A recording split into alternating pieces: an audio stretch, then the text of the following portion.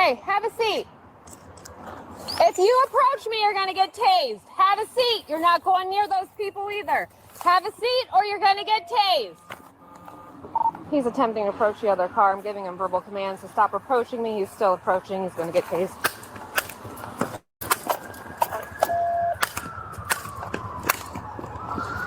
Get on the ground. Get on the ground. Tase not working. Today's video takes us to Thurston County in the state of Washington.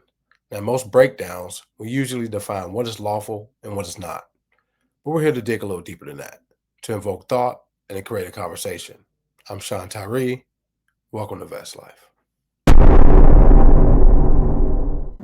On-view collision, 510 at Old Pacific. Upper word jump getting full on. If you could advise on injuries. First off, the music alone lets you know something wild is going to happen. If that doesn't sound like a scene from Jeepers Creepers, as soon as it comes on, One that's not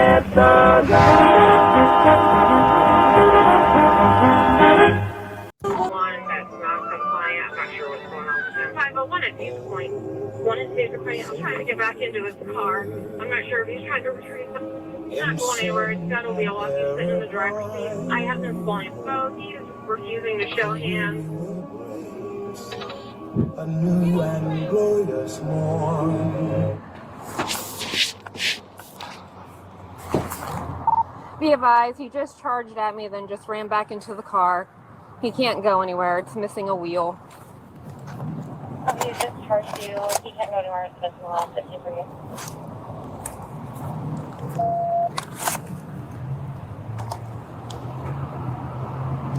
Where's my closest unit?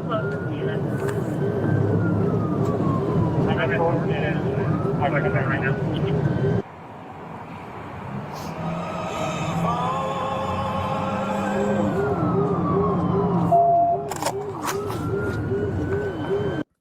just from her asking where her closest unit was at, you have to understand the difference, right? So between a city unit response, a county unit response, and a state unit response.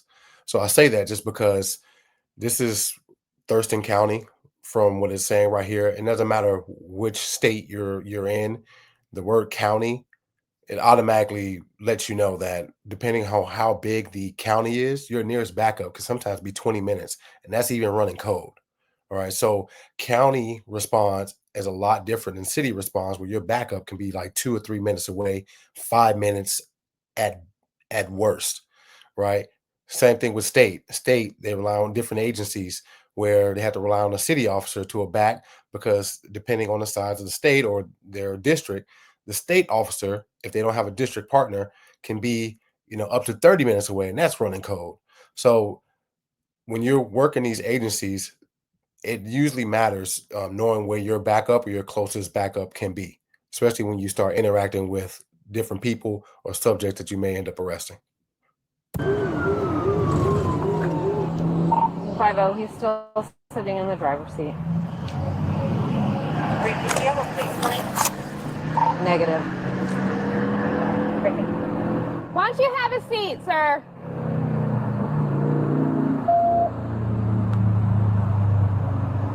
Hey, everything's okay. Just have a seat. Have a seat for me.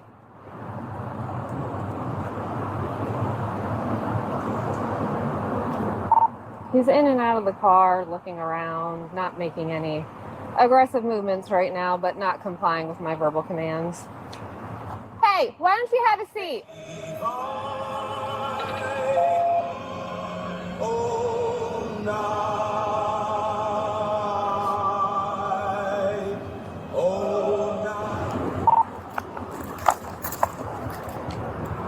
Have a seat for me, sir.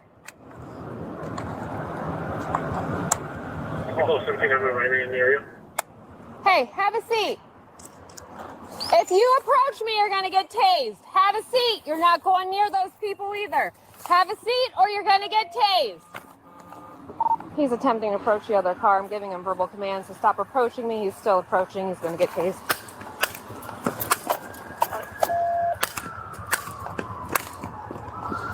Get on the ground. Get on the ground. So this immediate action, I can already tell that this guy is familiar with the use of a taser.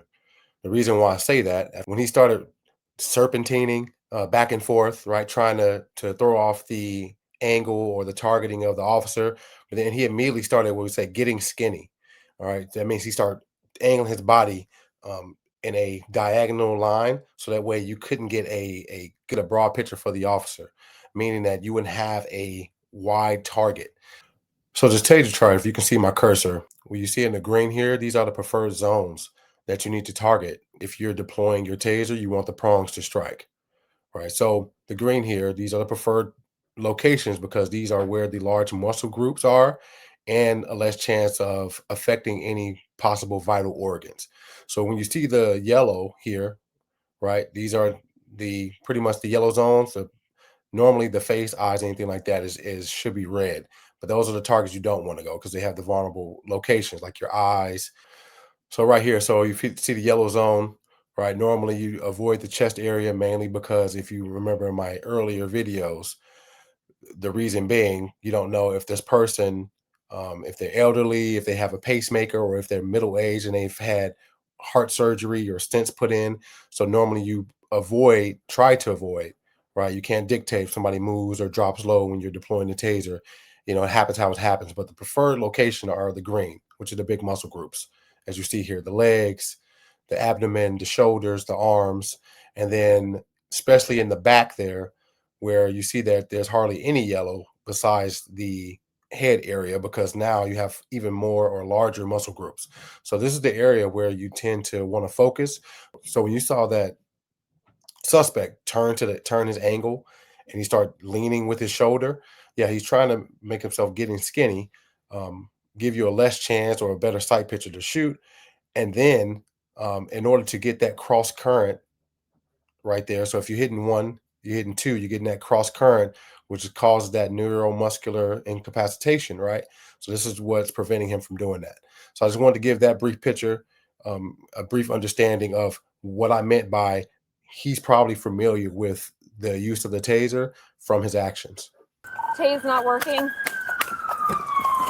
First off, give this deputy kudos. Poise that she showed when you have a guy charging at you like ball bull as if this is Punch Out.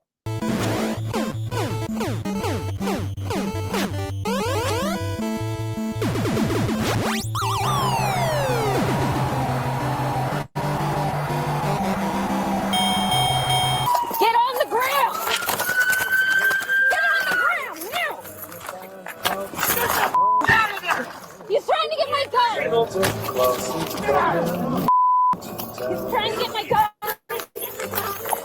Trying to get your friend.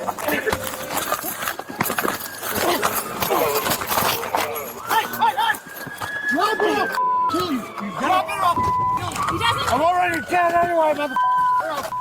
I got it. You. Why are you? Gun is Okay.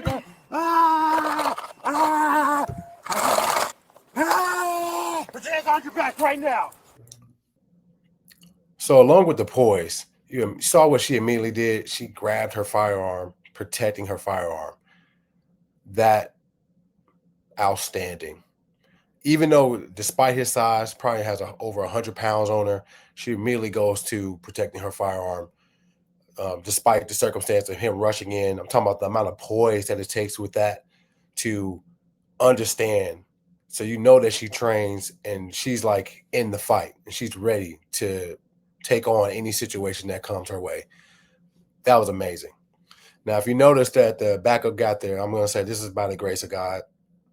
Despite how you see it, even though she did protect herself, the fact that the backup was there is such at that instant, at the moment that hands on her and trying to go for the firearm, that's nothing but the grace of God at that moment, right? Because look at all the people that came to help. Now, if you see this gentleman, just a little backstory, he actually, I guess he works for the DOC. So he's a DOC officer, Department of Corrections officer. So he heard on the radio, once again, when you hear officers calling for help or fighting, no matter the agency, where you come, people are coming to help. All right. And he's another deputy here.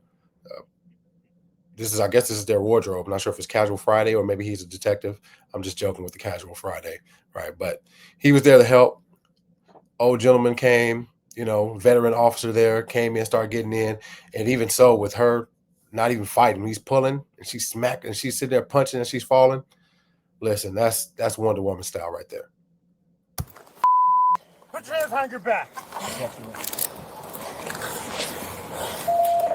I'm gonna tase you. Put your hands behind your back. Hands behind your back, mother. Ah, okay. Okay. Check yourself out. Go ahead.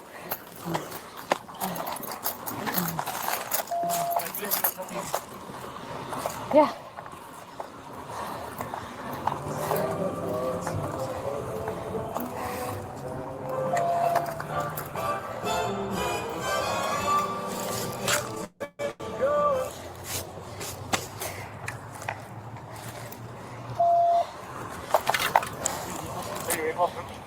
Right. Yeah, I'm good. Thank you.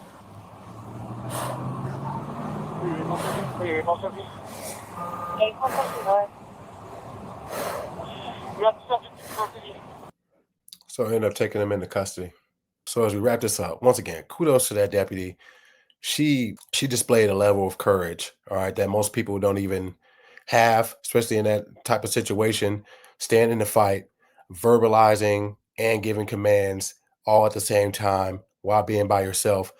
That takes a lot of mental fortitude, a lot of grit at the same time, and just overall, who wouldn't want this person or this officer on or deputy on their shift, right? Knowing that the type of fight that she just displayed. Also of to note, right? So the gentleman that was arrested, just a little backstory, right, just to provide a little bit more context. So the gentleman that was arrested for a DUI along with assault on law enforcement, apparently he had drank a couple bottles of NyQuil, self-medicate himself so that way he can get sleep, proper amount of sleep. And with the possible overdose of the self-medication, it's going to cause your mind to go all types of different ways. But to understand that this gentleman, he was not untrained. All right. You dig a little bit into his backstory. He was a brown belt in BJJ. So he's highly capable, especially being out of his state of mind, of disarming that deputy, right? For the simple fact that he is trained. He has over 100 pounds over the deputy that he initially attacked.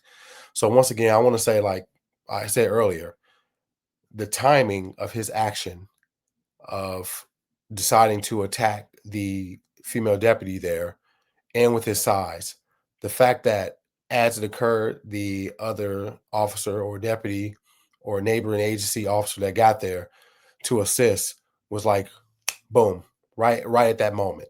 And I'll say that was just by the grace of God, right?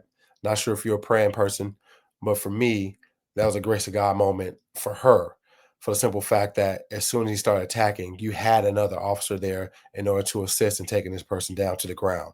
And not just one, then you had two, with the DOC officer there coming in with the firearm, hitting him over the head with the butt of the gun, right? And then now a third officer comes in able to help subdue this person and then eventually tasing them and then getting them to handcuffs. All that in that split second moment, along with the fight, you couldn't ask for a better covering at that moment. With that being said, if you're law enforcement of old, law enforcement of new, or even just the general public, if you learn anything from this video, drop a like and a comment below. And like always, Jesus is the light of the way.